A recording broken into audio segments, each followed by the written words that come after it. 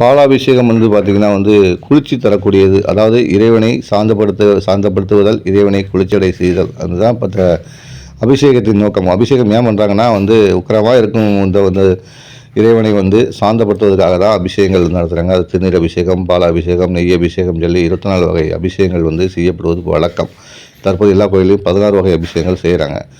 எல்லா அபிஷேகத்தோட 2 அபிஷேகம் 3 அபிஷேகம் சிறந்ததாக சொல்லுவேன். ஒன்று பாலாபிஷேகம், ஒன்று சந்தன அபிஷேகம், ஒன்று திருநீர் அபிஷேகம்.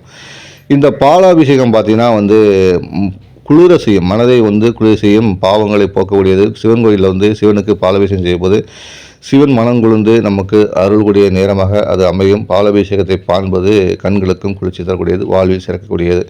அதுவே சந்தன அபிஷேகம் பார்த்திங்கன்னா வாழ்வில் மேன்மைமிகு வெற்றிகளை தரக்கூடியது தான் சந்தன அபிஷேகம். சந்தனத்தை கொண்டு இறைவனுக்கு நம்ம அபிஷேகம் செய்யும்போது நம் வாழ்வில் வெற்றிகளை குவிக்கும் என்பது ஸ்தல வரலாறாக புராணங்கள இதாக சொல்லப்பட்டு வருகிறது.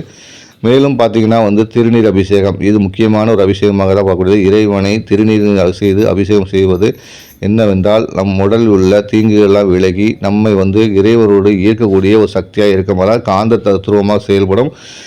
காந்த துருவமாக செயல்பட்டு நம்ம காந்தமாக இறைவனிடம் ஈர்க்கப்படுவதற்கு இந்த திருநீர் அபிஷேகம் உதவும். அந்த வகையில் கோயிலுக்கு நீங்கள் போகும் நேரத்தில் அபிஷேகம் நடந்தால் கண்டிப்பாக அமர்ந்து அந்த அபிஷேக நிகழ்ச்சிகளை பாருங்கள். உங்கள் வாழ்வில் சகல நன்மையும் கிடைக்கும்.